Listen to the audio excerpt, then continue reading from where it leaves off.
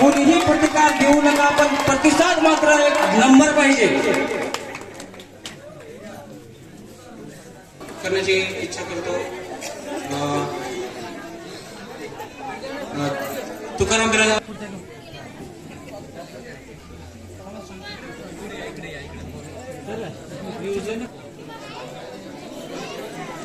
जमील अख्तर सरांची मित्रमंडळी सत्कार करून घेतला.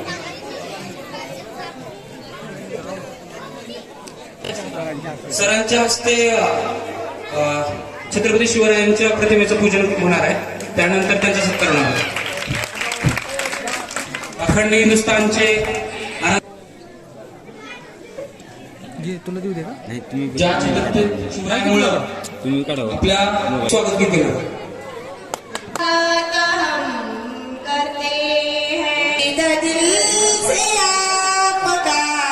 स्वागत हम करते हैं, यही हमारी शान है, यही हमारी शान है.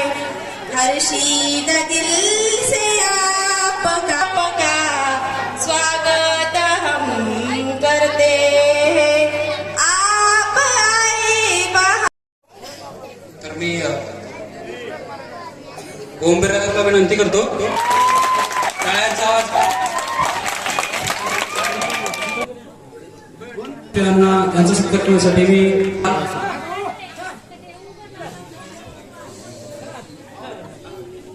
शेख निहाल जय भवानी जय भवानी जय भवानी जय भवानी.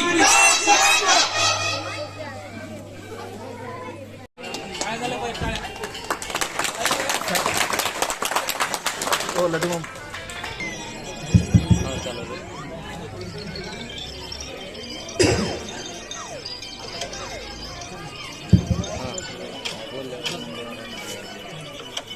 जगाला शांतीचा संदेश देणारे महामानव गौतम बुद्ध या देशाला न्याय, समता, बंधुता प्रस्थापित करण्यासाठी छत्रपती शिवाजी महाराजांना लहानपणापासूनच प्रेरणा देणाऱ्या माझी जाऊ गाथाच्या माध्यमातून बहुजन प्रतिपादक छत्रपती शिवाजी महाराजांना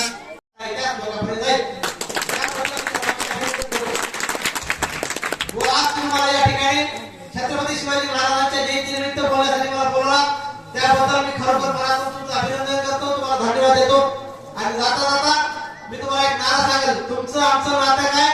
जय जिजाऊ जय शिवराय. तुमचं आमचं नातं काय? आवाज कडकडीत यायला पाहिजे. तुमचं आमचं नातं काय? तुमचं आमचं नातं काय? तुमचं आमचं नातं काय? धन्यवाद. जय जिजाऊ जय शिवराय जय श्रीराम जय भारत.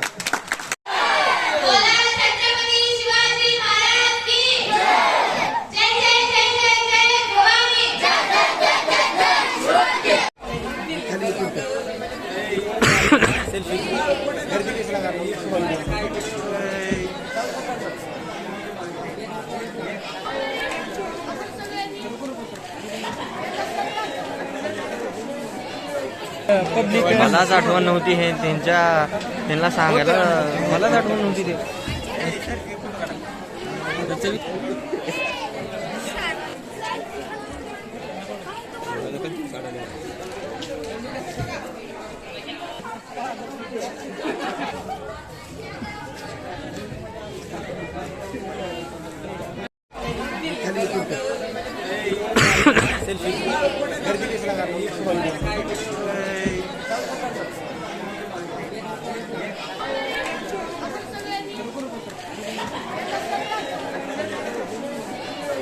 मलाच आठवण नव्हती हे त्यांना सांगायला मलाच आठवण नव्हती ते.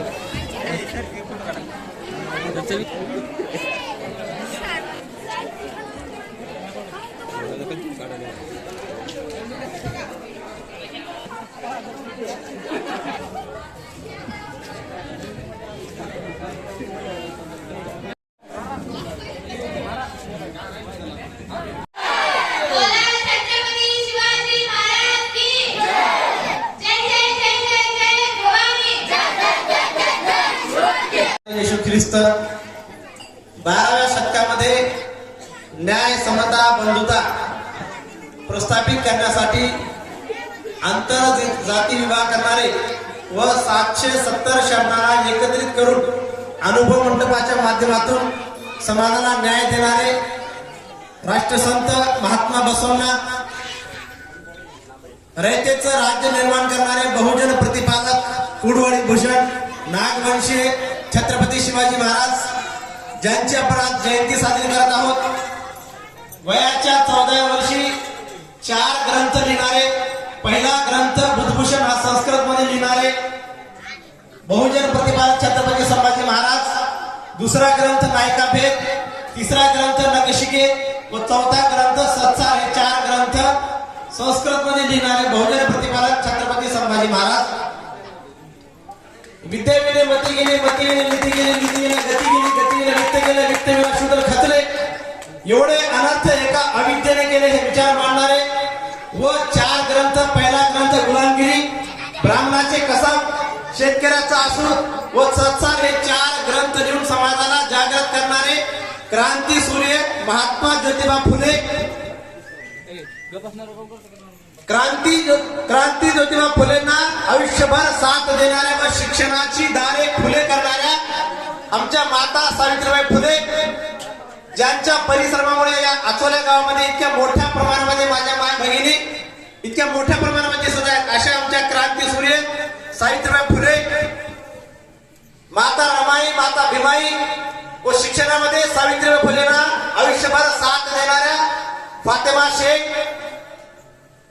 गुलामगिरीच्या चिखलात रुतून बसला काय आहे गावात, गुलामगिरीच्या चिखलात रुतून बसला काय आहे गावात, अंग झटकून निघवा आहे घे पिंडीवर धाव, जग बदल घालून गाव सांगून गेले मला भीमराव, सांगून गेले मला भीमराव हे विचार मांडणारे व 16 ऑगस्ट 1947 ला या व्यवस्थेच्या विरोधामध्ये मंत्रालयामध्ये मोर्चा काढणारे, ये आजादी झूठी है देश की जनता भूखी है हे विचार मांडणारे लोकशाहीर अण्णाभाऊ साठे, ज्या काळामध्ये स्त्रियांना अंगभर कपडे परिधान करण्याचा अधिकार नव्हता, म्हणजे वर्णव्यवस्था होती, आंदोलन करून बहुजन समाजातील स्त्रियांना अंगभर कपडे परिधान करण्याचा अधिकार देणारे व अनेक मंदिराला दान करणारे, देणगी देणारे शहीद टिपू सुलतान रहमतुल्लाह,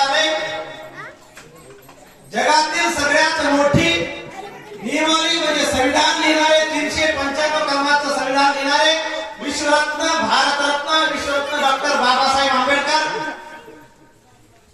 व याप्रमाणे ज्या ज्या महापुरुषांनी या देशाला, या समाजाला न्याय, समता, स्वतंत्रता आणि बंधुता प्रस्थापित करण्यासाठी अतोनात अशा प्रकारचे प्रयत्न केले, त्या सर्व महापुरुषांना, माझ्या मातांना, भगिनींना, या सर्वांना सर्वप्रथमतः मी सलाम करतो, विचाराचा सलाम करतो. आणि आज या आचोला गावामध्ये बहुजन प्रतिपादक नागवंशीय कुडवळी भूषण छत्रपती शिवाजी महाराज यांच्या जयंतीनिमित्त आचोला गावकऱ्यांनी, या कमिटीने, या समितीने प्रबोधनाच्या माध्यमातून शिवजयंती साजरा करण्याचा निर्धार केला. सर्वप्रथमतः त्यांचा मनातून धन्यवाद देतो, त्यांचा आभार व्यक्त करतो. या शिवजयंतीच्या निमित्ताने आचोला गावामध्ये असणारे या पदाधिकारी, या गावाचे असणारे आदरणीय सरपंच साहेब सुरेखा संभाजी पवार, उपसरपंच नामदेव मुरलीधर कारभारी आणि ज्यांनी मला फोन करून या प्रबोधनाच्या माध्यमातून, शिवजयंतीच्या माध्यमातून माझी तारीख घेतली व मला या प्रबोधनाच्या शिवजयंतीसाठी मला आमंत्रित केलं असे आमचे विष्णू बन सर व मुख्याध्यापक बिरादार सर व या समितीमध्ये असणारे जे जे पदाधिकारी आहेत, तर त्या सर्व पदाधिकाऱ्यांचं मी मनापासून अभिनंदन करतो, कौतुक करतो. आणि या शिवजयंती निमित्त अकोला गावामध्ये इतक्या मोठ्या संख्येमध्ये आमच्या माता भगिनी आहेत, त्यांचं खरोखर मनातून अभिनंदन करतो, त्यांना धन्यवाद देतो. आपण शिवजयंतीच्या निमित्ताने या ठिकाणी मला बोलवला. शिवजयंतीचा उद्देश आहे, आपण बऱ्याच काळापासून जयंत्या साजऱ्या करतो. जयंतीच्या माध्यमातून महापुरुषांच्या फोटोला हात घालतो, त्यांच्या नावाचा जय जयकार करतो, त्यांच्या नावाचा जयघोष करतो. मात्र शिवजयंतीचा नेमका उद्देश काय आहे, हा इतिहास आम्ही समजणे गरजेचे आहे. कारण या ठिकाणी बरेच विद्यार्थिनी मोठ्या प्रमाणामध्ये उपस्थित आहेत, कारण त्यांना देखील हा इतिहास माहीत असणे गरजेचे आहे. या महापुरुषांनी कधीही आम्हाला सांगितलेलं नाही की आमच्या नावाचा जय जयकार करा, आमच्या फोटोला हात घाला, आमच्या नावाचा जयघोष करा, असं कधीही आम्हाला सांगितलेलं नाही. मात्र आम्ही त्यांच्या नावाचा जयघोष करतो, त्यांच्या नावाने जयंत्या साजरी करतो. मात्र या महापुरुषांनी महामानव गौतम बुद्धापासून अण्णाभाऊ साठेपर्यंत या सर्व महापुरुषांनी आम्हाला एक संदेश दिलेला आहे. तो संदेश काय आहे, आमच्या नावाचा जय जयकार करू नका, आम्हाला डोक्यावर घेऊन नाचण्यापेक्षा आम्हाला डोक्यामध्ये घ्या. आमची जयंती नाचून साजरी करण्यापेक्षा आमची जयंती वाचून साजरी करा, हा जयंतीचा मुख्य उद्देश. हा आम्हाला दिलेला एक संदेश आहे. मात्र त्यांनी काम असं केलेले आहे की आपण त्यांची जयंती साजरी करतो.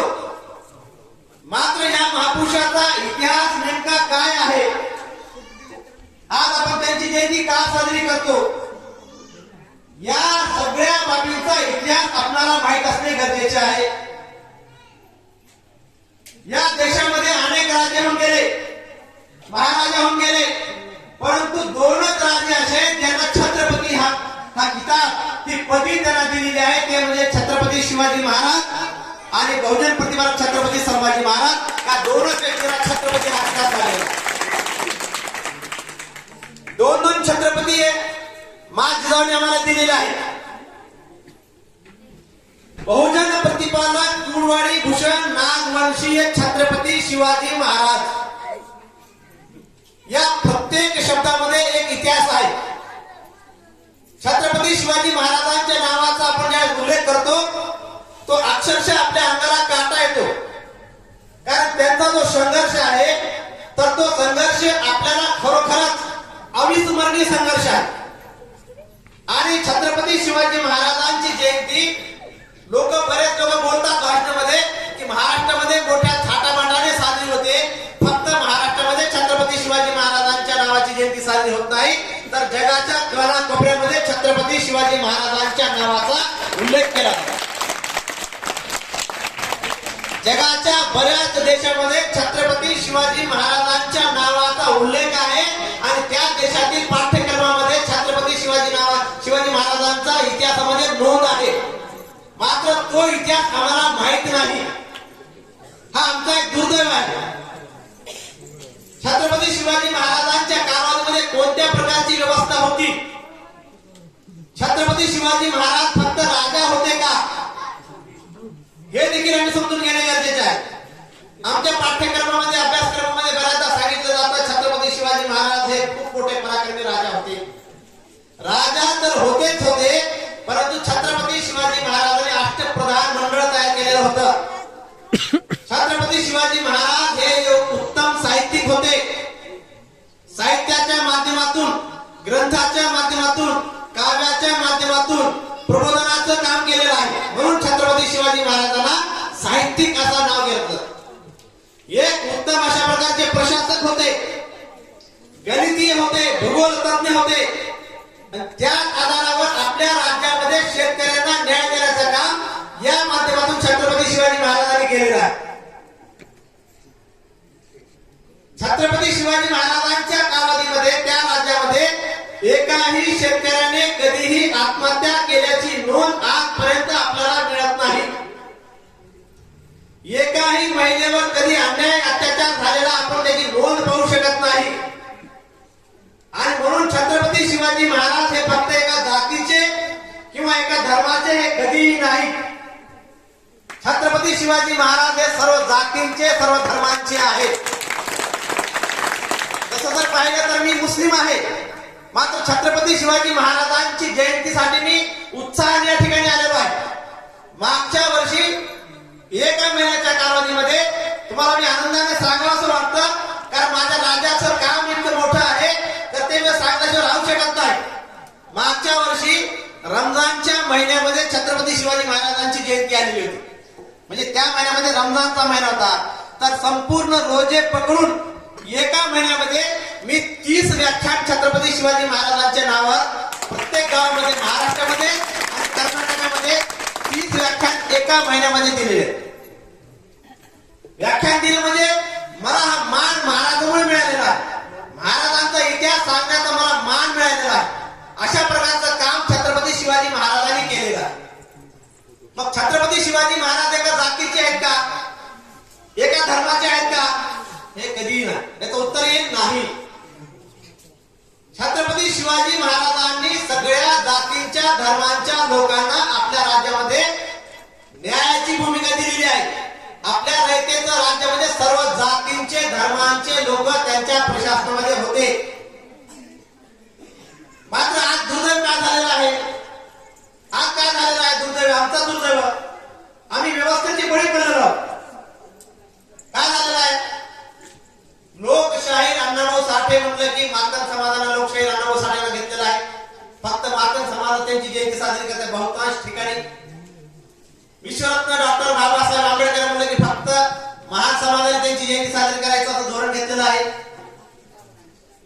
शहीद टिपू सुलतान रहमतुल्लाह अलैह म्हणले की फक्त मुस्लिमांनी त्यांची जयंती किंवा त्यांचा नावाचा जय जयकार करायचा असं धोरण घेतलेलं आहे. महात्मा बसवराव म्हणलं की फक्त लिंगायतांनी त्यांचं धोरण पुढे घ्यायचं काम केलेलं आहे. आणि छत्रपती शिवाजी महाराज म्हणलं की मराठा समाजाने त्यांच्या जयंत्या साजऱ्या करायच्या असं धोरण होतं आज 20-25 वर्षाच्या कालावधीमध्ये. मात्र आज ती परिस्थिती राहिलेली नाही. आज परिस्थिती बदललेली आहे. नक्कीच या गावामध्ये वेगवेगळ्या जातींचे धर्मांचे लोक छत्रपती शिवाजी महाराजांची जयंती साजरी करण्यासाठी या ठिकाणी उपस्थितच आहे. म्हणजे हा आमच्यासाठी एक मोठं परिवर्तन आहे, हा बदल आहे. मराठा समाजाने छत्रपती शिवाजी महाराजांचा जरी जयघोष केला तर मराठा हा जो शब्द आहे तर तो शब्द जातीवाचक शब्द नाही, तो शब्द समूहवाचक शब्द आहे. जसं महाराष्ट्रामध्ये राहणारे मराठी तर प्रत्येकाला मराठा असून घेतलं जातं. मात्र ज्या त्या महापुरुषांना ज्या त्या लोकांनी वाटून घेण्याचं काम केलेलं आहे.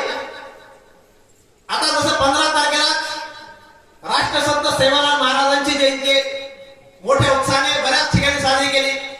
त्यांनी देखील समानतेचा संदेश दिलेला आहे, न्यायाचा संदेश दिलेला आहे. त्यांच्या संदेशामधून ज्ञानजो छानजो पचत मानजो हा संदेश त्यांनी दिलेला आहे. संपूर्ण भारतामध्ये त्यांचं काम आहे. मात्र फक्त बंजारा समाजाने त्यांचं धोरण पुढे घेण्याचं काम केलेलं. मात्र आपण यांचा थोडासा जर इतिहास जर पाहिला तर आपल्याला लक्षात येईल की या महापुरुषाने एका जातीसाठी किंवा एका धर्मासाठी कधीही काम केलेलं नाही.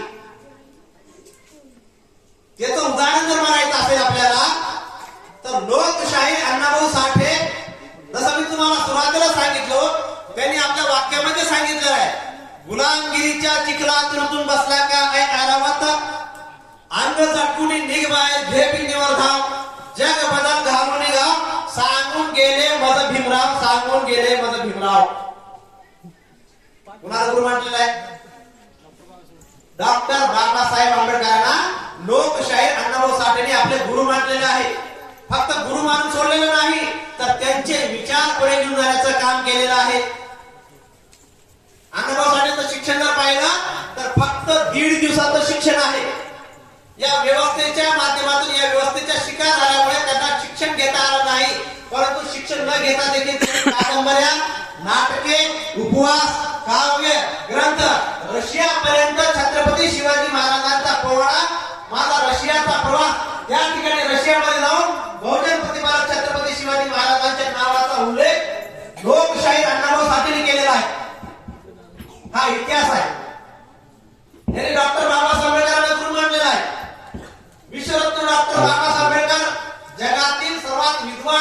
म्हणून त्यांच्या नावाचा जयघोष केला जातो, त्यांच्या नावाची नोंद आहे. सिम्बॉल ऑफ नॉलेज ही पदवी त्यांना दिलेली आहे.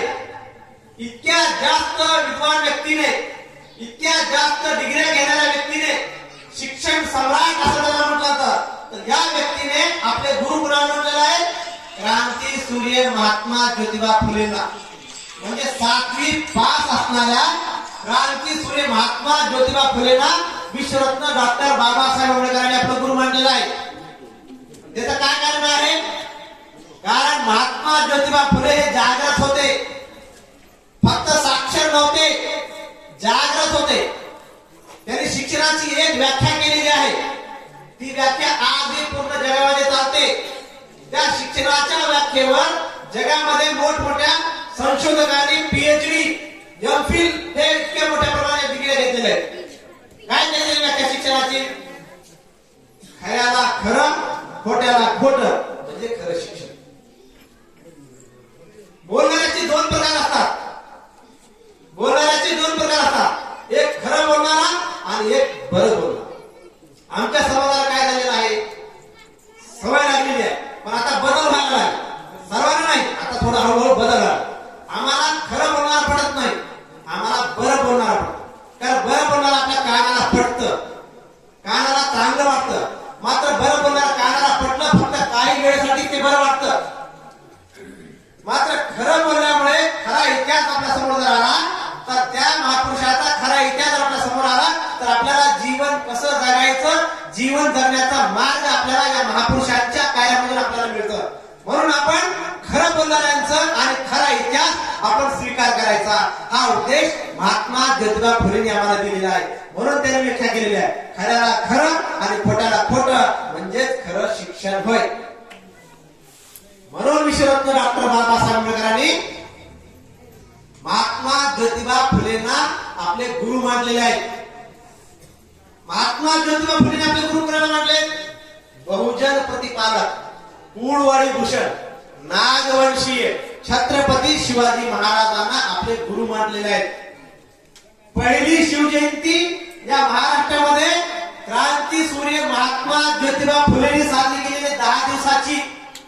काळ्या काळ्या मोठ्या मोठ्या अभिमानाची आवाज सकाळी वाजवावं. 1848 पहिली शिवजयंती महात्मा ज्योतिबा फुलेंनी छत्रपती शिवाजी महाराजांची 10 दिवसाची साजरी केलेली आहे. मात्र इतिहासामध्ये लोकमान्य बाळ गंगाधर टिळकांच्या नावाचा इतिहास आलेला आहे.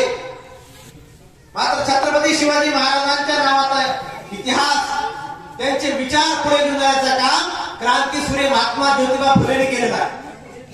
छत्रपती शिवाजी महाराजांना आपले गुरु मानलेले आहे. छत्रपती शिवाजी महाराजांचे 3 गुरु. छत्रपती शिवाजी महाराजांना लहानपणापासून प्रेरणा देणाऱ्या माँ जिजाऊ, बालवयापासून त्यांना प्रेरणा दिल्या संत तुकाराम महाराज गाथाच्या माध्यमातून, आणि बाबा याहू हे छत्रपती शिवाजी महाराजांचे 3 गुरु आहेत. मात्र इतिहासामध्ये समर्थ रामदास स्वामी हे छत्रपती शिवाजी महाराजांचे गुरु आहेत असा इतिहास दाखवलेला आहे. मात्र हा इतिहास चुकीचा आहे. माँ जिजाऊ त्यांच्या गुरु आहेत. त्यांनी लहानपणापासून छत्रपती शिवाजी महाराजांना प्रेरणा दिलेली आहे. आणि छत्रपती शिवाजी महाराजांनी संत तुकाराम महाराजांची जे गाथा आहे, तर त्या गाथाच्या माध्यमातून या देशामध्ये, महाराष्ट्रामध्ये रयतेचं राज्य निर्माण केलेलं आहे. आता रयतेचं राज्य म्हणजे का निर्माण केलेलं आहे? त्या कालावधीमध्ये मोठ्या प्रमाणामध्ये अन्याय वर्णव्यवस्थेच्या नावाखाली केला जात होता. छत्रपती शिवाजी महाराजांच्या कालावधीमध्ये वर्णव्यवस्था लागू होती. म्हणजे 4 वर्ण, ब्राह्मण, क्षत्रिय, वैश्य आणि शूद्र आणि अतिशूद्र, या प्रकारची वर्णव्यवस्था होती. आणि याच वर्णव्यवस्थेच्या विरोधामध्ये माँ जिजाऊंनी छत्रपती शिवाजी महाराजांना रयतेचं राज्य निर्माण करण्यासाठी प्रेरणा दिलेली आहे. कारण या देशामध्ये सती प्रथा होती. आज बऱ्याच 9वीचे मुली जर असतील, 10वीच्या मुली जर असतील, तर त्यांच्या इतिहासांच्या पाठ्यक्रमामध्ये हा संपूर्ण दाखवलेला आहे. त्या कालावधीमध्ये सती प्रथा होती. म्हणजे एखाद्या स्त्रीचा नवरा जर वारला, तर त्या स्त्रीला त्याच्या नवऱ्याच्या चितेवर जिवंत जाळलं जात होतं. जिवंत जाळलं जात होतं. माझ्या अभ्यासक्रमामध्ये सती प्रथा होती, बालविवाह होता.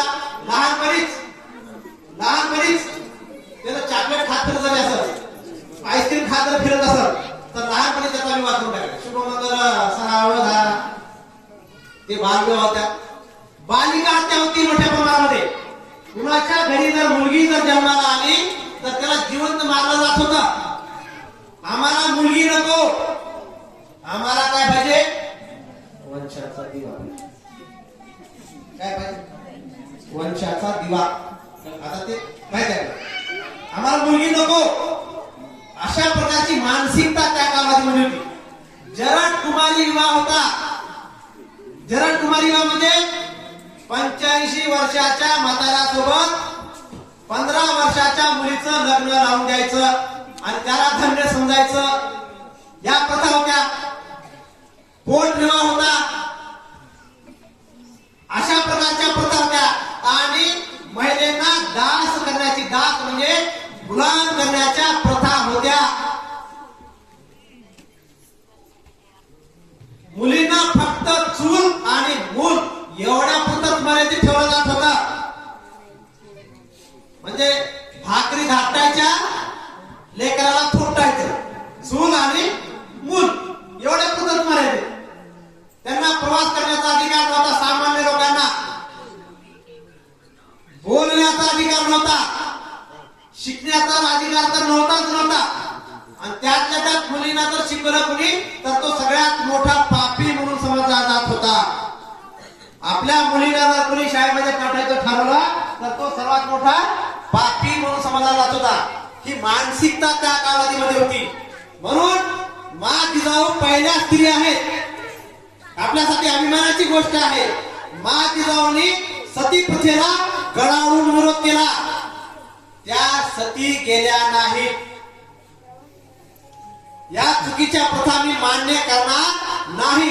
आणि त्या कालावधीपासून माँ जिजाऊंनी छत्रपती शिवाजी महाराजांना लहानपणापासून त्यांना या देशामध्ये, या महाराष्ट्रामध्ये, या बहुजन समाजाला या अन्यायाच्या विरोधामध्ये न्याय देणारा राजा तयार करण्याचं काम केलेलं आहे आणि त्याला प्रेरणा देण्याचं काम केलेलं आहे. या व्यवस्थेच्या विरोधामध्ये, जाती व्यवस्थेच्या विरोधामध्ये, वर्ण व्यवस्थेच्या विरोधामध्ये, उच्च निश्चितीच्या विरोधामध्ये अशा अनेक प्रकारच्या ज्या व्यवस्था होत्या तर त्या व्यवस्था दूर करण्यासाठी माँ जिजाऊंनी छत्रपती शिवाजी महाराजांना प्रेरणा तर दिल्याच दिल्या आणि त्याची अंमलबजावणी देखील केलेली आहे. हा इतिहास आम्हाला समजणे गरजेचे आहे. ज्या वेळेस पुण्यामध्ये 1848 ला क्रांतीसूर्य महात्मा ज्योतिबा फुलेंनी मुलींची शाळा सुरू केली तर त्या शाळेमध्ये जवळपास 1.5 ते 2 वर्ष एकही मुलगी त्या शाळेमध्ये शिकायला आली नाही. कुणीही शाळेमध्ये पाठवायला तयार नाही. मग महात्मा ज्योतिबा फुलेंनी क्रांती सावित्रीबाई फुलेंनी घराघरामध्ये जाऊन, प्रत्येकाच्या घराघरामध्ये जाऊन छत्रपती शिवाजी महाराजांचा इतिहास सांगितला. त्यांच्या नावाचा प्रचार आणि प्रसार केला. आणि शिक्षणाचं महत्व काय आहे आपण नेहमी ऐकतो. जसं डॉक्टर बाबासाहेब म्हणले, शिक्षण हे वाघिणीचं दूध आहे. जो तो घेईल, जो तो पिईल, तो गुरगुरल्याशिवाय राहणार नाही. मग सावित्रीबाई फुलेंनी या शिक्षणाची प्रथा सुरू केल्या तर त्यांच्या शाळेमध्ये कुणीही यायला तयार नव्हतं. जवळपास 1.5 वर्ष झाला. मग त्यांच्या शाळेमध्ये हळूहळू त्यांनी प्रबोधन केलं, जागरण केलं आणि छत्रपती शिवाजी महाराजांच्या नावाचा इतिहास सांगितला, प्रचार आणि प्रसार केला. त्यानंतर मग हळूहळू त्यांच्या शाळेमध्ये पहिल्यांदा पहिली मुलगी त्यांच्या शाळेमध्ये आली, ती म्हणजे फातिमा शेख. आता फातिमा शेख म्हणजे कोण? शाळेमध्ये येणारी पहिली मुलगी म्हणजे फातिमा शेख. ही फातिमा शेख कोण? ज्या वेळेस छत्रपती महात्मा ज्योतिबा फुलेंनी शाळा सुरू केली 1848 मध्ये तर त्यावेळेस त्यांच्या स्वतःच्या आई वडिलांनी त्यांना घरातून हाकलून दिलं. त्यांना सांगण्यात आलं या व्यवस्थेच्या माध्यमातून, या ब्राह्मणवादी व्यवस्थेच्या माध्यमातून हा अप्रचार आहे, मुलींना शिकवणं म्हणजे पाप आहे. मग त्यावेळेस महात्मा ज्योतिबा फुलेंनी त्यांच्या आई वडिलांनी समजावून सांगितलं की सगळं ते बंद कर. हे सगळं बंद कर. तर त्यांनी म्हणलं हे व्यवस्थेच्या विरोधामध्ये शांत बसणार नाही. मग त्यांनी घरोघरी प्रचार केला. मग त्यावेळेस हळूहळू त्याचं प्रमाण वाढू लागलं आणि आज फक्त आपल्या उदाहरणासाठी इथंच बघा, या आचोला गावामध्ये पुरुषापेक्षा जास्त संख्या कुणाची आहे? महिलांची संख्या आहे. म्हणजे हे फलित कुणाला जातं? आमच्या महापुरुषाला जातात. मग हा इतिहास आम्हाला माहित आहे का? हा इतिहास आम्हाला माहित असणे गरजेचं. मग त्या कालावधीमध्ये ज्या व्यवस्था होत्या त्या व्यवस्थेच्या विरोधामध्ये छत्रपती शिवाजी महाराजांनी मोठ्या प्रमाणामध्ये आंदोलन केलं. मात्र इतिहासामध्ये छत्रपती शिवाजी महाराज म्हटलं की छत्रपती शिवाजी महाराज हे फक्त हिंदूंचे राजा होते, हिंदूंचे रक्षण करणारे होते आणि ते मुस्लिम विरोधी होते, असा इतिहास या 20-25 वर्षाच्या पूर्वी दाखवण्यात आलेला होता. इथं माझ्या वयस्कर मंडळी बरेच आहेत, त्यांना ह्या गोष्टी सगळ्या माहित आहेत. 20-25 वर्षापूर्वी छत्रपती शिवाजी महाराजांची जयंती जर म्हणली तर महाराष्ट्रामध्ये मोठ्या प्रमाणामध्ये वादविवाद व्हायचे, मोठ्या प्रमाणामध्ये प्रश्न निर्माण व्हायचे, तंटे निर्माण व्हायचे. कारण इतिहासाच्या माध्यमातून छत्रपती शिवाजी महाराज हे मुस्लिम विरोधी होते आणि ते हिंदूंचे रक्षण करणारे होते, ते फक्त हिंदूंचे राजा होते, असाच इतिहास दाखवण्यात आलेला होता. मात्र आज परिवर्तन झालेलं आहे, प्रबोधन झालेलं आहे आणि तुमच्या समोर मी आज एक मुस्लिम व्यक्ती असून छत्रपती शिवाजी महाराजांचा इतिहास सांगत आहे. याचा मला खूप मोठा अभिमान आहे, याचा मला सार्थ अभिमान आहे.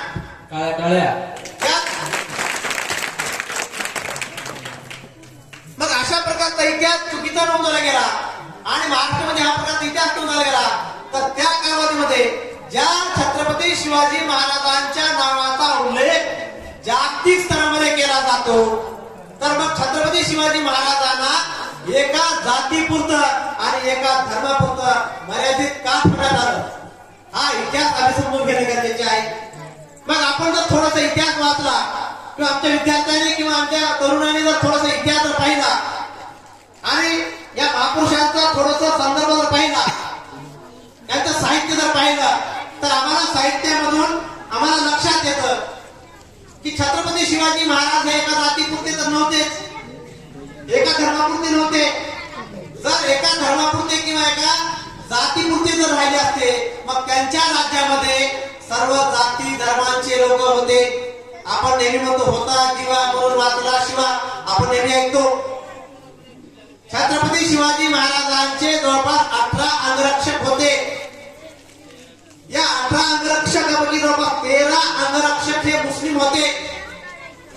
हा इतिहास आमच्या समोर कधी आलेला नाही. त्यांच्या तोफखान्याचा प्रमुख इब्राहिम खान हा मुस्लिम होता. त्यांच्या आरमाराचा प्रमुख नूर खान हा मुस्लिम होता. शमा खान त्यांचा सरदार हा मुस्लिम होता. आगा खान त्यांचा सरदार हा मुस्लिम होता. काजी हैदर त्यांचा विश्वासू वकील हा मुस्लिम होता आणि अफजल खानाचा वकील कृष्णा भास्कर कुलकर्णी आणि छत्रपती शिवाजी महाराजांचा वकील काजी हैदर मुस्लिम. आणि इकडे काय सांगितलं जातं? छत्रपती शिवाजी महाराज हे मुस्लिम विरोधी होते, छत्रपती शिवाजी महाराज हे हिंदूंचे रक्षण करणारे होते. हा चुकीचा इतिहास आमच्या डोक्यामध्ये घातला गेला. का घातला गेला ते तुम्हाला नंतर पुढे सांगणारच आहे. मग इतके मुस्लिम सरदार होते, 700 पठाण त्यांच्या सोबत होते. सिद्दी वहाब, अंबर वहाब, सिद्दी हिलाल, रुस्तुमे जमाल हे सगळे मुस्लिम सरदार छत्रपती शिवाजी महाराजांच्या राज्यामध्ये गुन्ह्या गोविंदाने राहत होते. ज्या वेळेस छत्रपती शिवाजी महाराजांना अफजल खानाला मारण्यासाठी गेले असतात, तर त्यावेळेस छत्रपती शिवाजी महाराजांना रक्षण करण्यासाठी स्वतःच त्यांना वाघनख्या म्हणून देणारा रुस्तुमे जमाल हा त्यांचा विश्वासू सरदार हा देखील मुस्लिम होता.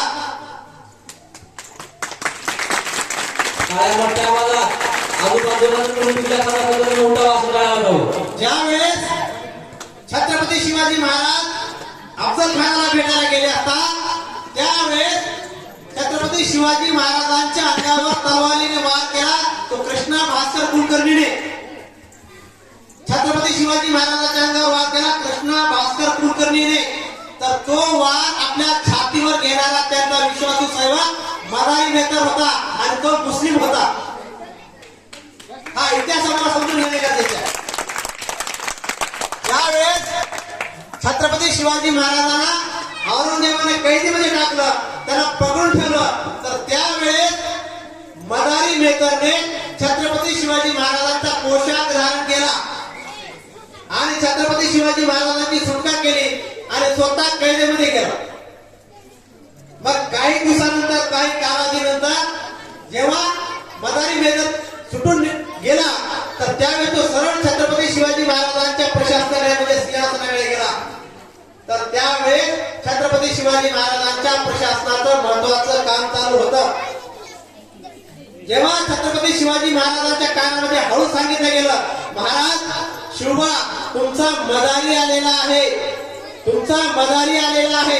तर त्यावेळेस छत्रपती शिवाजी महाराज ताळ करून उभे राहिले आणि मदारी मेहकर जिथं उभा राहिला होता तिथपर्यंत गेले आणि मदारी मेहकरच्या हाताला पकडून सिंहासनापर्यंत आले आणि सांगितले, कोणीही उठू नका बरं का. आता तर चालू झालेला आहे, कोणीही जाऊ नका, बसून राहा. काय सांगायला लागले, सांग मदारी सांग, सांग मदारी सांग, तुला काय देऊ, तुला हत्ती देऊ, तुला घोडे देऊ, तुला प्रशासन देऊ, तू संपत्ती देऊ, तू जे मागशील मी तुला द्यायला तयार आहे. तू आज जे मागशील तू मी तुला द्यायला तयार आहे का. कारण तू स्वतःचा जीव धोक्यामध्ये घातलास आणि मला औरंगजेबाच्या कवडीने मला वाचवलास. तू माझा खरा विश्वासू सेवक आहे. तू आज जे मागशील ते मी तुला द्यायला तयार आहे. तर त्यावेळेस छत्रपती शिवाजी महाराज जसे मोठ्या मनाचे होते, तर तसंच त्यांचा जो विश्वासू सेवक होता तो देखील छत्रपती शिवाजी महाराजांचा मावळा होता आणि तो छत्रपती शिवाजी महाराजांच्या विचाराचा अनुयायी होता, भक्त नव्हता. कारण भक्तामध्ये आणि अनुयायामध्ये फरक असतं. भक्त जे सांगत ते मनाने करत असतात, अनुयायी त्याच्यावर विचार करतात. मी तुमच्या समोर जे बोलत आहे त्या गोष्टीवर तुम्ही विश्वास ठेवावा असं नाही, मात्र त्या गोष्टीवर तुम्ही विचार नक्की करावा. हा खरा इतिहासाचा आणि जयंतीचा उद्देश राहील. मग त्यावेळेस मदारी मेहकर छत्रपती शिवाजी महाराजांना सांगू लागला, महाराज मला घोडे नको, महाराज मला प्रशासन नको, महाराज मला हत्ती नको, मला काहीही नको, मला फक्त तुमचं जे रयतेचं राज्य आहे तर ते रयतेचं राज्य मला माझ्या डोळ्याने बघायचं आहे. हीच माझ्यासाठी खरं तुम्ही दिलेलं मला प्रेरणा असणार. हा मदारी मेहकर, हा इतिहास आमच्या समोर कधी आलेला नाही. मग छत्रपती शिवाजी महाराजांना मर्यादेमध्ये ठेवण्याचं काम केलं गेलं, एका धर्मापुरते मर्यादित ठेवण्याचं काम केलं गेलं. का ठेवण्यात आलं, कारण छत्रपती शिवाजी महाराजांनी सगळ्या जातींच्या धर्मांच्या लोकांना आपल्या राज्यामध्ये नांदण्याचं काम केलेलं आहे. एकाही शेतकऱ्यांनी आत्महत्या केल्याची नोंद नाही. आज हजारो शेतकऱ्यांची आत्महत्याचं प्रमाण आपण पाहतो. महिलेवर अन्याय अत्याचार पाहतो, अनेक महिलेवर अन्याय होतात. सामान्य लोक दीनदलित अन्याय होताना दिसतात. मात्र या राजांच्या कारवाईत असं कधी इतिहास आमच्यासमोर कधी आलेला नाही. त्यांनी शत्रू जरी असेल तर शत्रूला सन्मानाची वागणूक देण्याचं काम केलेलं आहे. ज्या वेळेस छत्रपती शिवाजी महाराजांनी अफजल खानाचा कोंडा बाहेर काढला, त्याचा वध केला, तर त्यावेळेस अफजल खान मारला गेल्यानंतर माँ जिजाऊने छत्रपती शिवाजी महाराजांना विचारलं, शिवबा अफजल खानाचं काय झालं, अफजल खानाचं काय झालं. तर त्यावेळेस छत्रपती शिवाजी महाराज नम्रपणे सांगू लागले, माँसाहेब अफजल खान मारला गेला. मग त्यावेळेस माँ जिजाऊने छत्रपती शिवाजी महाराजांना सांगितलं, जोपर्यंत अफजल खान जिवंत होता तोपर्यंत तुझं त्याच्याशी वैर होता. तो पण वैर कोणता होता, राजकीय वैर होता, धार्मिक वैर कधी नव्हता. छत्रपती शिवाजी महाराज औरंगजेबाकडून आले आणि अफजल खान ह्या जेवढ्या लढाया झालेल्या आहेत, आदिलशाही, कुतुबशाही, निजामशाही, ह्या जेवढ्या लढाया झालेल्या आहेत, तर त्या सगळ्या ज्या लढाया आहेत तर त्या लढाया राजकीय लढाया आहेत. त्या लढाया धार्मिक लढाया नाहीत. मात्र आम्हाला त्या लढाया धार्मिक होत्या असं दाखवलं गेलेलं आहे. तर त्यावेळेस महाराजांनी छत्रपती शिवाजी महाराजांना सांगितलं, जोपर्यंत अफजल खान जिवंत होता तोपर्यंत तुझं त्याच्याशी वैर होता. परंतु आता त्याच्या धर्माप्रमाणे त्याचा विधी कर. मग तेव्हा छत्रपती शिवाजी महाराजांनी अफजल खानाची कबर बांधलेली आहे. छत्रपती शिवाजी महाराजांनी जितके किल्ले बांधले तर त्या प्रत्येक किल्ल्यामध्ये छत्रपती शिवाजी महाराजांनी मस्जिद बांधण्याचं काम केलेलं आहे. छत्रपती शिवाजी महाराजांच्या कालावधीमध्ये 200 बकरी लिहिल्या गेल्या. बखर म्हणजे साहित्याच्या माध्यमातून इतिहासामध्ये त्याची नोंद केली जाते. त्या बकरीमध्ये छत्रपती शिवाजी महाराजांनी प्रत्येक जातीचं धर्माचं आदर केलेली नोंद त्या बकरीमध्ये आहे. कुणी जर साहित्य वाचलं असेल, ग्रंथ वाचला असेल, रेफरन्स वाचला असेल, बिब्लिओग्राफी वाचला असेल तर त्या रेफरन्स मध्ये बिब्लिओग्राफी मध्ये त्या बकरीची नोंद केलेली आहे. हा इतिहास आमच्या समोर आहे. छत्रपती शिवाजी महाराजांनी आदेश काढला. आपल्या रयतेच्या लोकांना, सैनिकांना, सेनापतींना त्याने एक आदेश काढला. ज्या वेळेस युद्धाचा प्रसंग असेल तर आपली लढाई ही राजकीय लढाई आहे, धार्मिक लढाई कधीही नाही. तुम्हाला जर कुठे युद्धाच्या प्रसंगामध्ये जर कुठं कुराण दिसला तर त्याला तुम्ही इज्जतीने मस्जिद मध्ये नेऊन ठेवा. हा आदेश, हा जिहाद छत्रपती शिवाजी महाराजांनी काढलेला होता. का काढलेला होता? कारण छत्रपती शिवाजी महाराजांचा कुराणवर विश्वास होता. सर्व धर्मांच्या असणाऱ्या ज्या भावना आहेत तर त्या भावनांवर छत्रपती शिवाजी महाराजांचा विश्वास होता आणि म्हणूनच कुराणचा छत्रपती शिवाजी महाराजांनी एक आदेश काढलेला होता. जसं राजश्री शाहू महाराजांनी आपल्या कालावधीमध्ये, आपल्या काळामध्ये कुराणचं भाषांतर करण्यासाठी 25,000 रुपयाची देणगी दिलेली होती. हे मी मनाचं सांगत नाही किंवा काल्पनिक बोलत नाही, हा इतिहास आहे. ज्यांना आपण आरक्षणाचे जनक म्हणतो छत्रपती राजश्री शाहू महाराज, तर त्यांनी छत्रपती शिवाजी महाराजांचे विचार पुढे घेऊन जाण्याचं काम केलेलं आहे. इंग्लंडमध्ये ज्या वेळेस विश्वरत्न डॉक्टर बाबासाहेब आंबेडकरांना विचारलं गेलं, ज्या वेळेस त्या पत्रकाराने डॉक्टर बाबासाहेब आंबेडकरांना विचारलं की तुम्ही देशाचं इतकं मोठं संविधान लिहिलात, 395 कलमाचं संविधान लिहिलात, 1 ते 395 आर्टिकल लिहिलात, जगातलं सर्वात मोठं संविधान लिहिलात आणि त्या संविधानाच्या अधिकारावर आमच्या देशातील असणाऱ्या सगळ्या जाती धर्मांच्या लोकांना, महिलांना, पुरुषांना, विद्यार्थ्यांना, सर्व नागरिकांना मौलिक अधिकार मिळालेले आहेत. हे मौलिक अधिकार म्हणजे सुप्रीम कोर्टने हिरावून घेऊ शकत नाही. त्याला म्हणतात फंडामेंटल राईट्स, त्याला म्हणतात मौलिक अधिकार. हे मौलिक अधिकार संविधानामध्ये विश्वरत्न डॉक्टर बाबासाहेब आंबेडकरांनी आम्हाला मिळवून दिलेला आहे.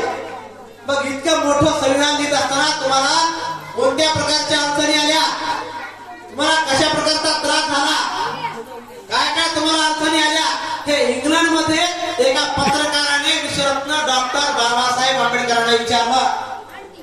त्यावेळेस डॉक्टर बाबासाहेब आंबेडकरांनी काय सांगितलं, मला संविधान लिहित असताना कोणत्याही प्रकारच्या अडचणी आलेल्या आहेत, कोणत्या प्रकारचा त्रास झालेला नाही. का त्रास झाला नाही? कारण माझ्या डोळ्यासमोर माझ्या रयतेचं राज्य, माझ्या छत्रपती शिवाजी महाराजांचं जे रयतेचं राज्य होतं तर ते रयतेचं राज्य माझ्या डोळ्यासमोर होतं. म्हणून कसल्याही प्रकारचा त्रास मला झालेला नाही. म्हणून जे रयतेचं राज्य आहे ते जर आपल्याला पाहिजे असेल, लोकशाही 99 साठेचे जे साहित्य आहे ते म्हणजे संविधानामध्ये नमूद आहे आणि जे संविधान आहे तेच म्हणजे रयतेमध्ये आहे. आणि महात्मा ज्योतिबा फुलेंनी 1873 ला सत्यशोधक चळवळ जी निर्माण केलेली होती, तर ती सत्यशोधक चळवळ म्हणजे सत्याचा शोध घेणारी चळवळ, म्हणून त्याला नाव दिलं 1873 ला सत्यशोधक चळवळ. मग ही सत्यशोधक चळवळ काय आहे?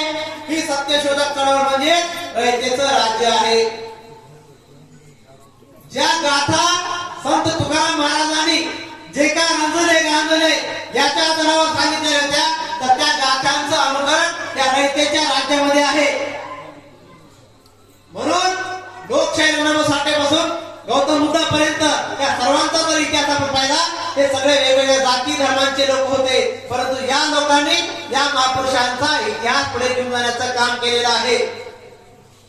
हा इतिहास आम्ही समजून घेणे गरजेचे आहे. त्यावेळेस त्या पत्रकाराने जे रयतेचं राज्य आहे तर त्याचा अभ्यास करण्याचा निश्चय केला.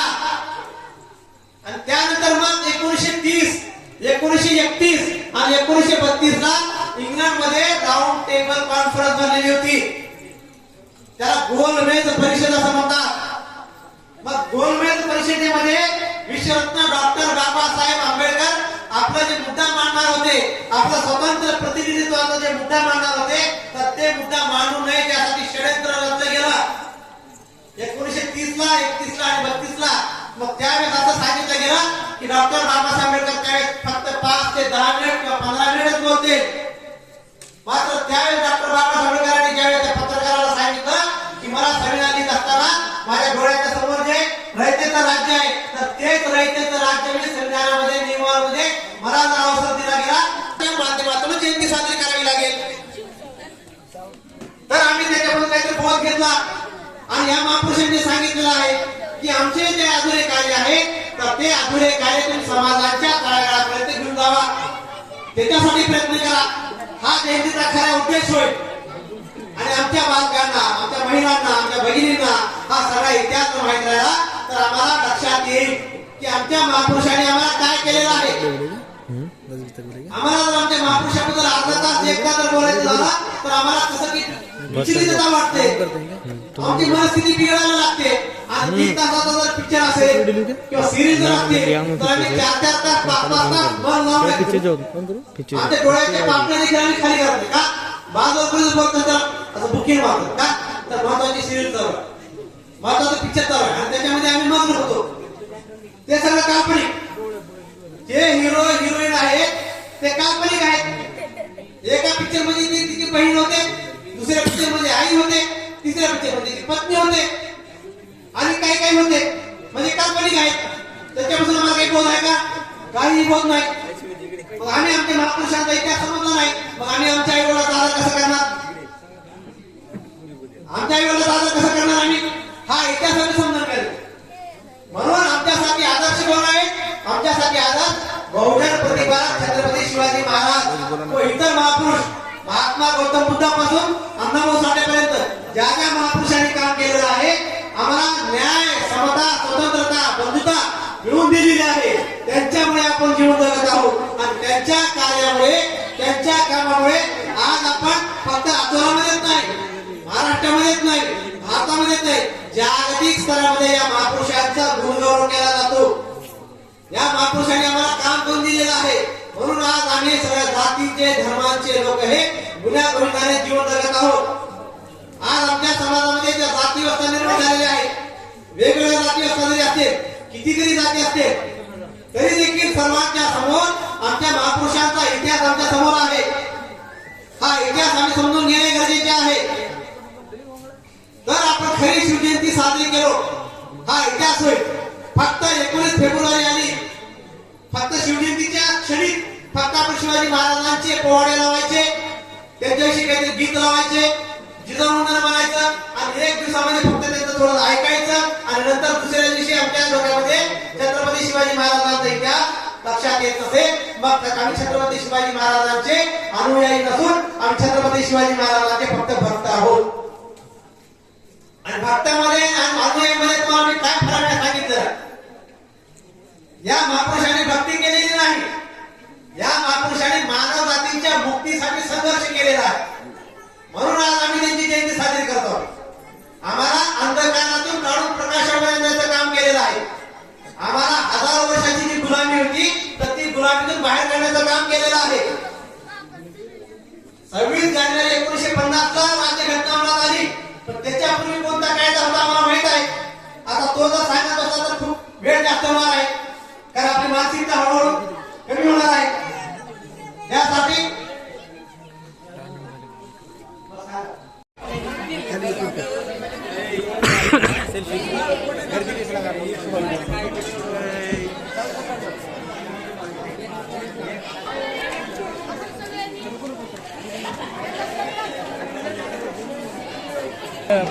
मलाच आठवण नव्हती हे त्यांना सांगायला मलाच आठवण नव्हती ते.